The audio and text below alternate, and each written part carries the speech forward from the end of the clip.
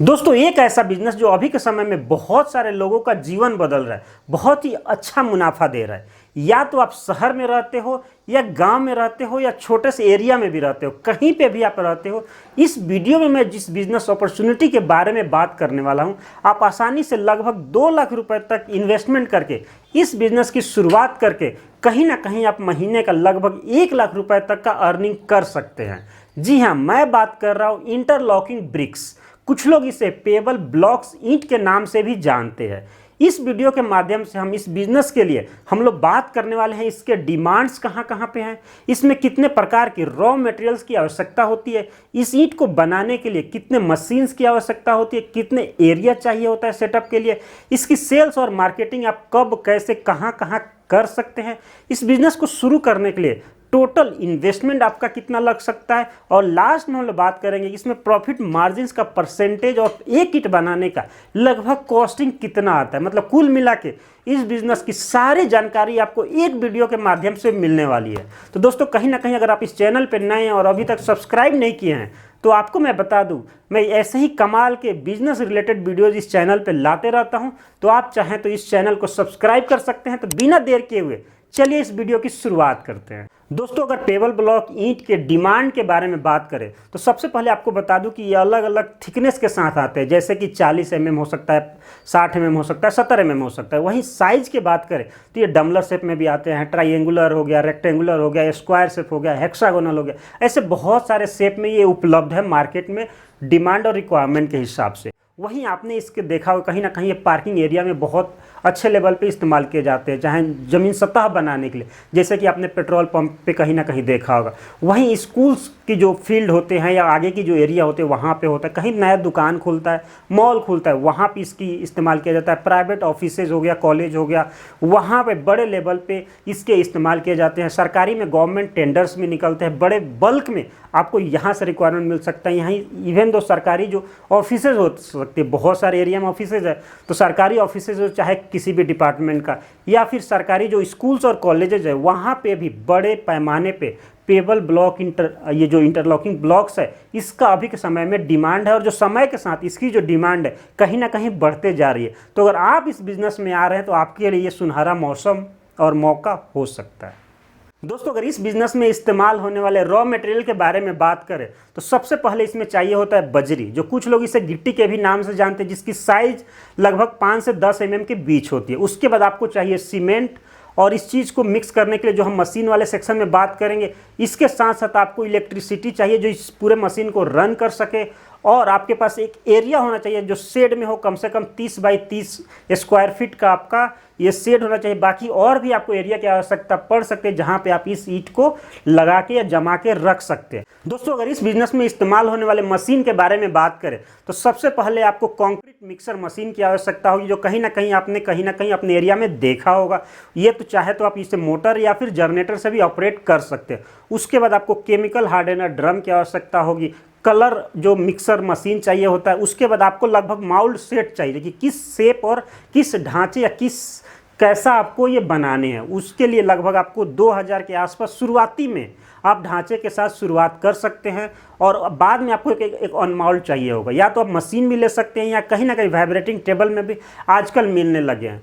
वहीं दोस्तों अगर इस बिजनेस में टोटल इन्वेस्टमेंट के बारे में बात करें तो मेन जो पैसा आपका जाता है मशीन्स में। तो ये जो 4-5 का मशीन का मैंने सेट बताया, कहीं ना कहीं लगभग आपको 2 लाख सवा 2 लाख रुपए के आसपास में ये पूरा मशीन का सेटअप मिल जाता है। वहीं आप जब इसके एरिया है तो ठीक है, एरिया नहीं है तो लगभग 50 से 60 हज़ार रुपये आपको एरिया बनाने में लग सकता है। बाकी आपके पास कुछ और भी ज़मीन की आवश्यकता होगी, या तो आपका खुद का ज़मीन है तो बहुत ही सपोर्टिव आपको या सपोर्ट मिल सकता है, या फिर आप लीज पे भी कोई थोड़ा बहुत ज़मीन लेके इस बिज़नेस की शुरुआत कर सकते हैं।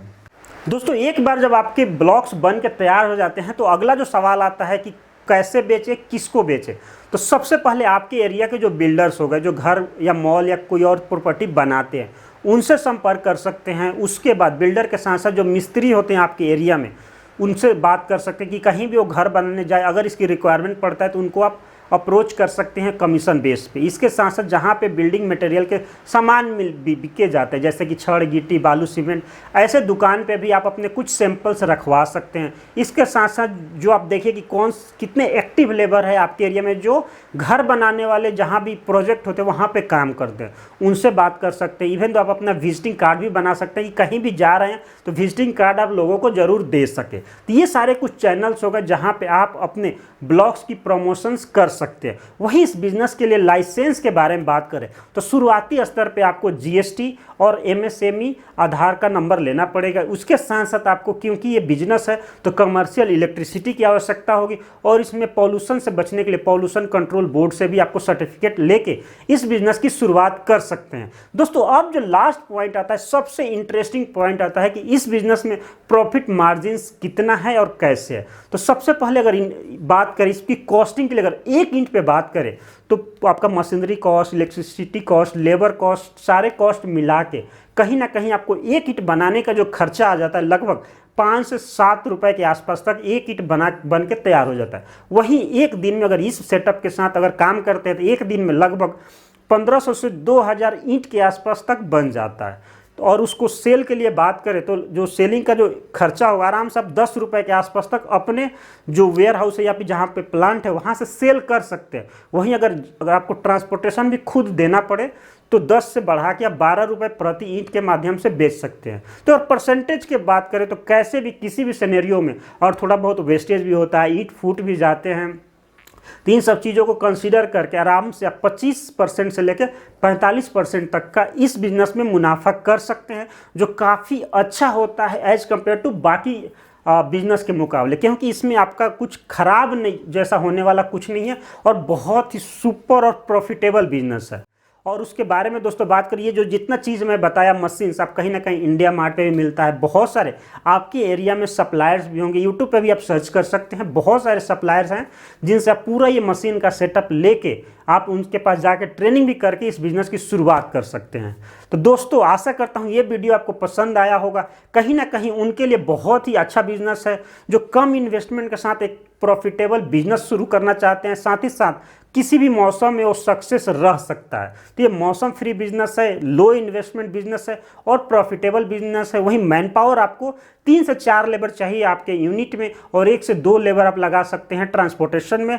ये चीज़ें हैं और इसमें जो मेन चीज़ ज़्यादा रॉ मटेरियल जो मैं बताया कि आपको फ्लाई ऐश यानी थर्मल पावर प्लांट से जो निकलने वाले जो आपको एक तरह के राख होते हैं वो इसकी आवश्यकता होती है। तो अगर आपके एरिया में थर्मल प्लांट है तो बहुत ही अच्छा हो जाए, क्योंकि आपको जो ट्रांसपोर्टेशन का जो कॉस्ट है कहीं ना कहीं कम लगेगा। जो आप रॉ मटेरियल लेके आएंगे ये आपके लिए एडिशनल बेनिफिट हो जाएगा इस बिजनेस में प्रॉफिट मार्जिन्स को बढ़ाने के लिए। तो ये सारे कुछ टूल्स है, कुछ चीज़ें आप इसको ध्यान में रख के इस बिज़नेस की शुरुआत करिए। अच्छा आने वाले समय में भी इसकी फ्यूचर और डिमांड कहीं ना कहीं बढ़ने वाली है। तो दोस्तों अगर ये वीडियो आपको पसंद आया हो तो लाइक करिए और अभी तक आप इस चैनल को सब्सक्राइब नहीं किए तो जल्द से जल्द सब्सक्राइब करिए, क्योंकि आने वाले समय में भी आपको ऐसे ही बिजनेस से रिलेटेड कमाल के वीडियोज़ मिलते रहेंगे।